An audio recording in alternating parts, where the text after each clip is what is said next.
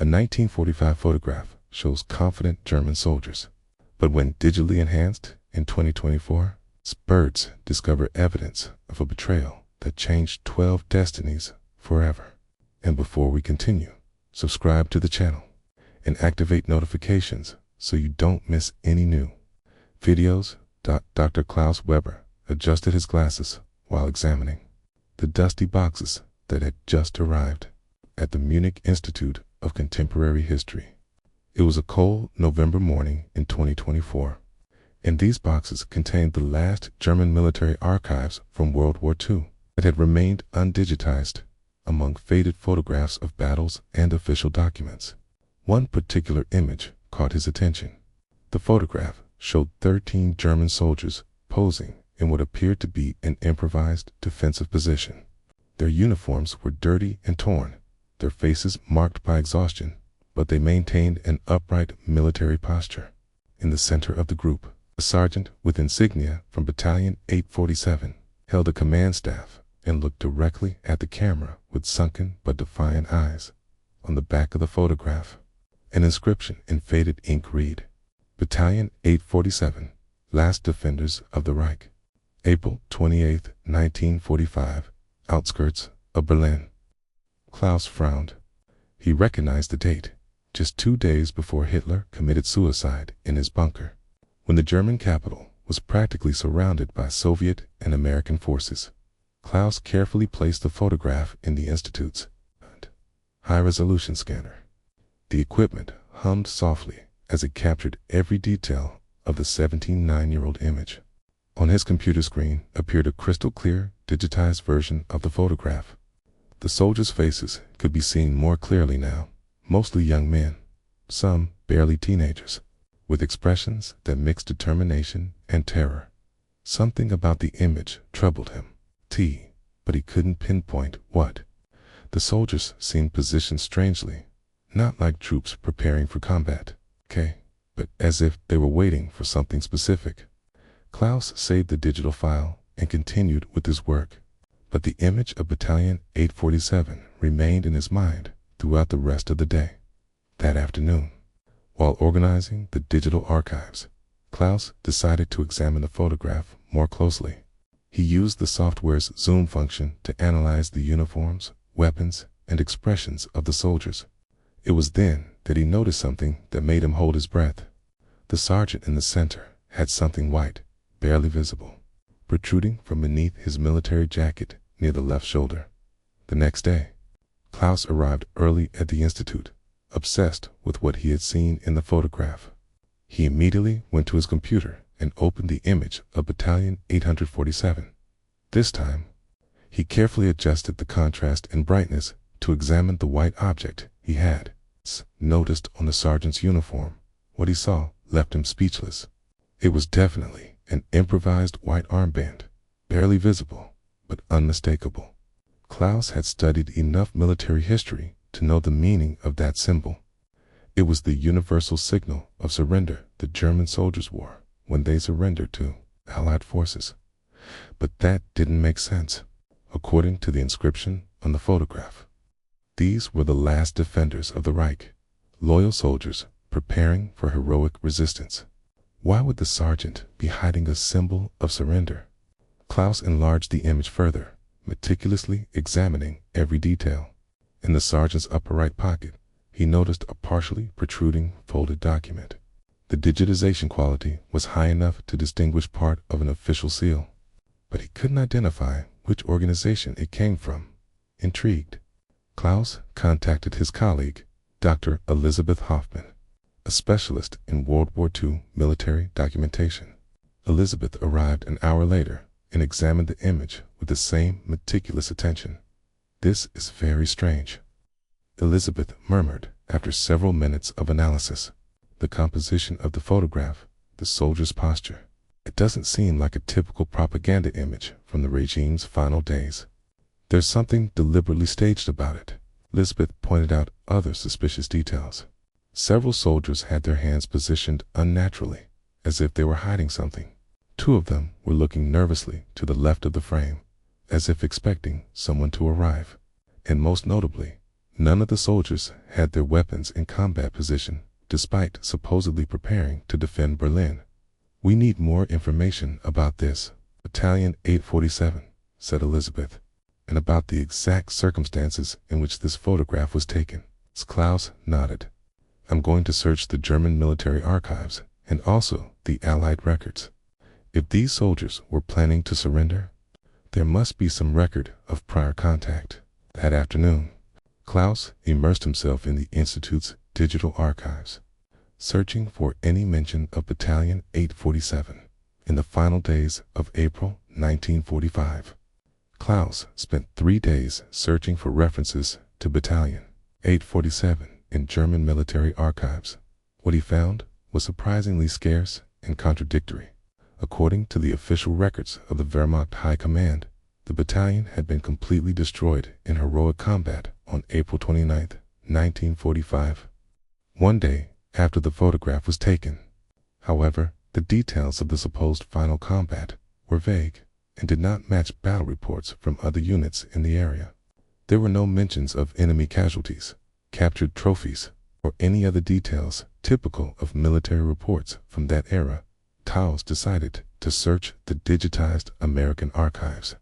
After obtaining the necessary permissions, he accessed U.S. Army records corresponding to operations near Berlin in April 1945. What he found left him perplexed. In the archive of the 86th Airborne Division, dated April 25, 1945, he found an entry that read, "Contact established with elements of German Battalion 847. They request surrender terms. Lieutenant Colonel Mitchell authorizes preliminary negotiations." 3 days before the photograph, soldiers from Battalion 847 had initiated secret contact with American forces. Klaus continued searching and found more related entries. April 26, Battalion 847 provides information about German defensive positions in Sector 7G. In exchange, requests guarantees of safety for families. April 27th, preliminary agreement reached with the Battalion 847. Surrender scheduled for April 30th at previously agreed coordinates. April 28th, contact lost with Battalion 847. They did not appear at a scheduled meeting point. The date of the last entry coincided exactly with the date inscribed on the photograph. Klaus leaned back in his chair, processing the information. The battalion had not been preparing for heroic resistance. It had been secretly negotiating its surrender in exchange for valuable military information. Klaus immediately called Elizabeth. "I think we have a case of betrayal," he told her, "but I'm not sure who betrayed whom." Elizabeth arrived at the Institute that same afternoon. Together, they examined the photograph again in light of this new information. Now, the scene had a completely different meaning. It was not an image of loyal soldiers preparing for the final battle, but a photograph taken moments before planned surrender that never occurred. Klaus and Elizabeth decided to investigate the individual identities of the soldiers in the photograph. They began with the sergeant in the center, whose full name appeared in some documents as Heinrich Müller. Using genealogical resources in German municipal archives, they began tracing his personal history. Heinrich Müller had been born in 1920 in a small town near Dresden. He had been drafted in 1940 and had served on various fronts before being assigned to Battalion 847 in March 1945. His military file showed a competent but not exceptional soldier, with no mentions of valor or particular heroic acts. However, Klaus found something interesting in the civilian archives. Heinrich's wife, Anna Müller, had given birth to their first child in February 1945. The soldier had powerful personal motivations to survive the war and return to his family. Elizabeth located Heinrich's official death records. According to German documents, he had died in combat on April 29, 1945, along with the rest of his battalion. But when they searched Allied prisoner of war records, they found no mention of his death or capture. It's as if he disappeared completely. Elizabeth observed. Officially dead, according to the Germans, but with no record of death or capture by the Allies. Klaus had an idea. What if Henrik had managed to escape? If the betrayal that prevented the battalion's surrender also allowed him to flee? They decided to search post-war records. In the Refugee and Displaced Persons Archives of the American Occupation Zone, Klaus found an intriguing entry. Henrik Muller, aged 25, from Dresden, reported as a civilian survivor seeking family reunification. Dated March 1946, the entry included an address in a rural area of Bavaria. Klaus realized that Henrik had survived, had assumed a civilian identity, and had managed to reunite with his family after the war.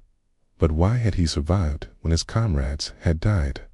Elizabeth examined the photograph again, paying special attention to Henrik's position in relation to the other soldiers. "Look at his posture," she said. "He's not looking in the same direction as the others. He's slightly apart from the group, as if he knew something the others didn't know." Klaus nodded. "I think Henrik knew the surrender had been compromised. The question is, was he the one who alerted the Nazi authorities about his battalion's plans?" Klaus decided to try to locate Henrik Muller's descendants. Using the refugee records as a starting point, he traced the family through post-war municipal archives.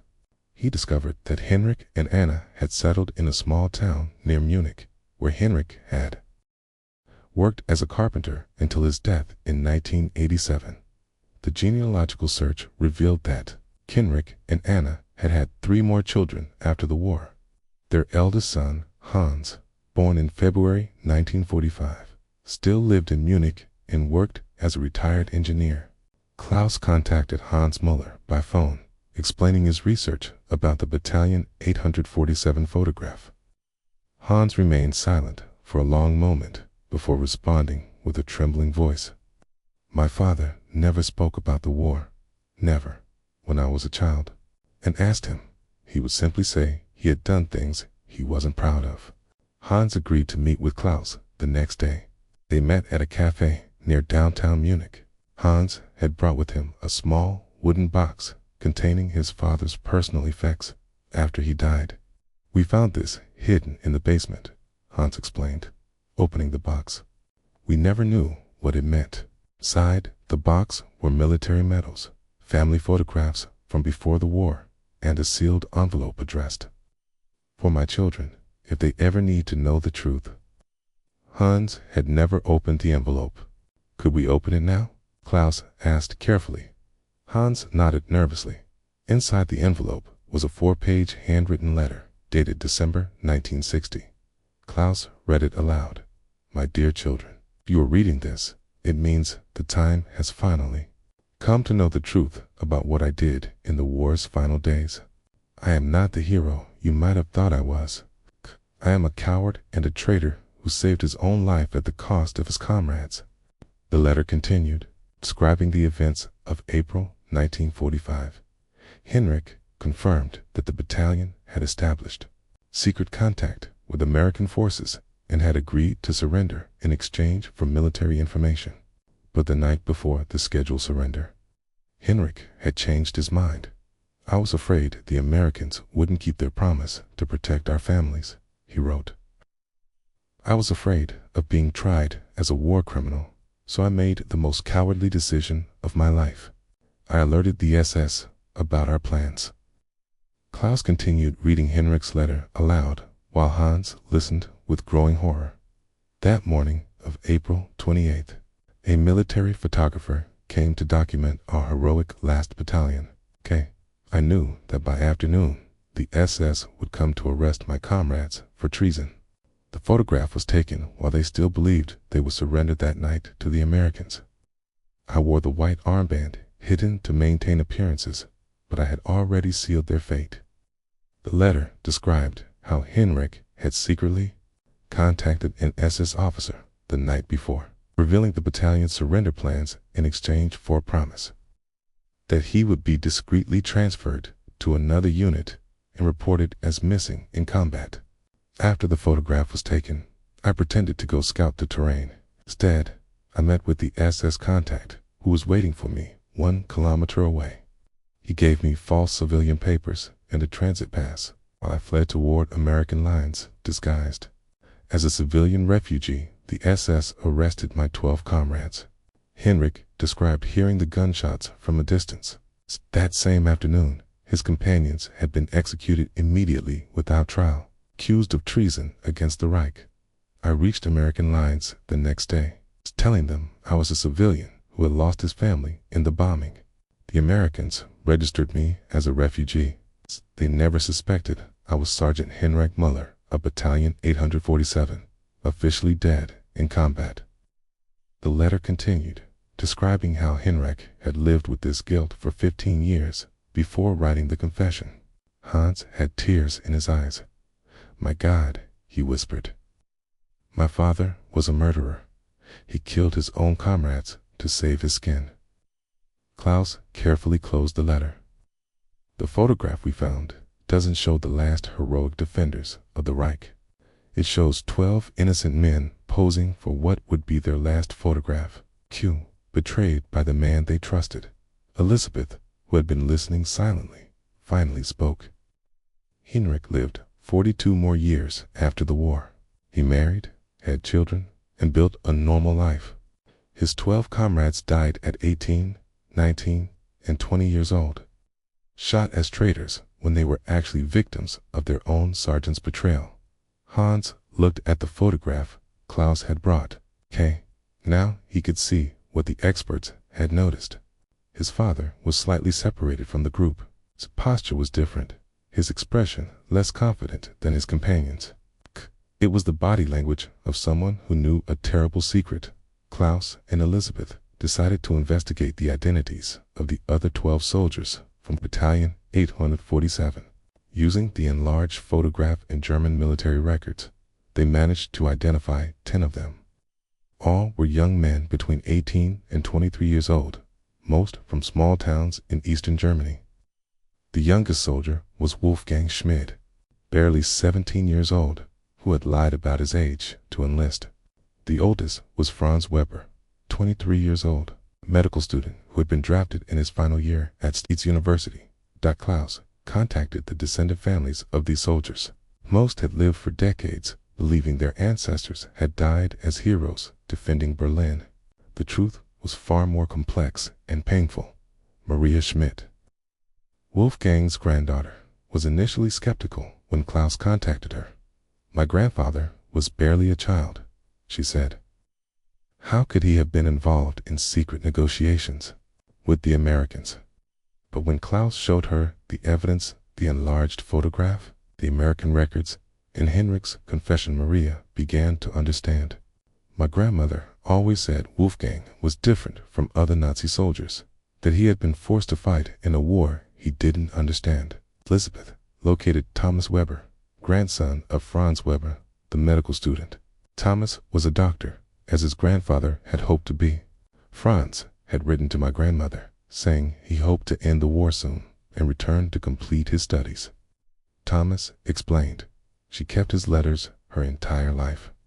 In the last one, dated a week before his death, he wrote about an opportunity to do something good for the first time in this war.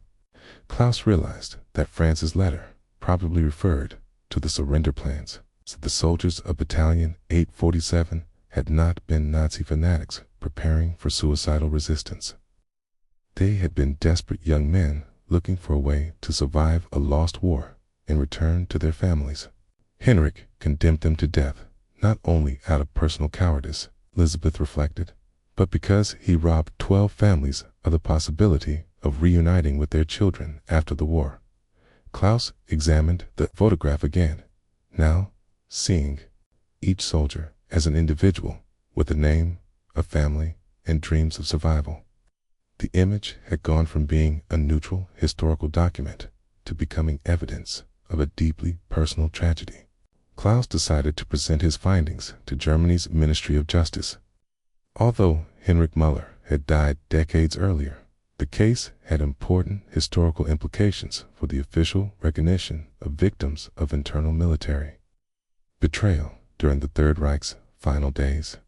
The prosecutor specializing in historical crimes, Dr. Peter Engel, reviewed all the evidence Klaus had compiled: the enlarged photograph, the American records, Henrik's confession, and testimonies from descendant families. "This is a unique case," Dr. Engel explained. "Most military betrayal cases we investigate involve German soldiers betraying the Reich. This case shows a soldier betraying his own comrades to save his life, resulting in the unjust execution of 12 innocent men." Ministry decided to open an official posthumous investigation, although criminal charges could not be filed against Henrik. The case could result in official rehabilitation of the 12 executed soldiers and compensation for their families. During the investigation, more details emerged about Battalion 847's final days. SS records discovered in recently declassified archives confirmed that Henrik had personally contacted Sturmbannführer for Klaus Dietrich on the night of April 27, 1945. Dietrich's report described the encounter. Sergeant Muller provided detailed information about his unit's treason plans in exchange for this vital information for the Reich's security. He was granted exemption from execution in civilian identity documents to facilitate his escape. Dr. Engel also discovered that Henrik had provided the SS not only with information about his own comrades, but also details about American defensive positions that the battalion had observed during their secret negotiations. This information had resulted in the deaths of American soldiers in subsequent combat. Henrik Muller was not just a traitor to his German comrades, Dr. Engel concluded. He had also betrayed the American forces who had trusted him to negotiate the surrender. His betrayal had lethal consequences on both sides of the conflict. 6 months after the investigation began, the German Ministry of Justice published an official 200-page report titled "The Battalion 847 Case: Betrayal, Survival, and Posthumous Justice in the Third Reich's Final Days." The report officially rehabilitated the 12 executed soldiers, recognizing them not as traitors to the German state, K, but as victims of personal betrayal by their sergeant, K. Their families were declared eligible for historical compensation for the injustice suffered. Klaus organized a commemorative ceremony at Munich's military cemetery. The descendant families of the 12 soldiers met for the first time, united by a shared tragedy that had remained hidden for 79 years. Hans Muller, Henrik's son, attended the ceremony to present official apologies on behalf of his father. "My father lived his entire adult life with the guilt of what he had done," he said with a broken voice. "But that guilt doesn't bring back the lives of the men he betrayed, nor restore the decades their families lost without them." Maria Schmidt, Wolfgang's granddaughter, read the names of the 12 executed soldiers. Wolfgang Schmidt, 17 years old. Franz Weber, 23 years old. Karl Hoffmann, 19 years old. Each name represented an interrupted life, a destroyed family, a betrayal that had remained hidden for nearly 8 decades. Elizabeth presented the enlarged photograph as a permanent part of the Institute's World War II exhibition. "This image reminds us that history is not always what it appears on the surface," she explained to attendees. "Sometimes modern technology can reveal truths that remained hidden for generations." Klaus reflected on the impact of his discovery. A simple archival photograph had revealed a complex story of betrayal, survival, guilt, and delayed justice. The last heroic defenders of the Reich had been revealed as victims of betrayal by someone they completely trusted. The photograph now carried a new, explanatory plaque: Battalion 847, April 28, 1945, 12 German soldiers executed for treason after being betrayed by their own sergeant, officially rehabilitated in 2024. 1 year after the initial discovery, Klaus found himself in his office at the Institute of Contemporary History, looking at the Battalion 847 photograph that now hung on the main wall. The image had been reproduced in history books documentaries, and museum exhibitions around the world. The story had resonated internationally because it illustrated the moral complexities of war and how official historical narratives often hide more complicated truths. The heroes and villains of history are rarely as simple as they appear in official photographs. Hans Muller had established a foundation in memory of the 12 betrayed soldiers, financing historical research to reveal similar cases of military injustice during World War II. My father destroyed 12 lives to save his own. Hans explained in an interview, "The least I can do is help other hidden truths come to light." The families of the 12 soldiers had formed a support group, sharing family stories and documents they had kept for decades without fully understanding their meaning. Many had discovered letters, photographs, and personal effects that now took on new significance in light of the revealed truth. Elizabeth had expanded her research using image analysis technology to examine thousands of German military photographs in search of similar evidence of incorrect historical narratives. Her work resulted in the identification of several additional cases where official circumstances of death or heroism did not match photographic evidence. Klaus later received a letter from an American military museum requesting his collaboration to examine photographs of American soldiers from the same era. The technique of detailed analysis of historical images was becoming a standard tool for historical research. But for Klaus, the most significant impact of the discovery was personal. The Battalion 847 photograph had taught him that history is not just events and dates, but individual human decisions that have lasting consequences. Heinrich Müller had made a cowardly decision in a moment of terror, and that decision had affected 12 families for nearly 8 decades.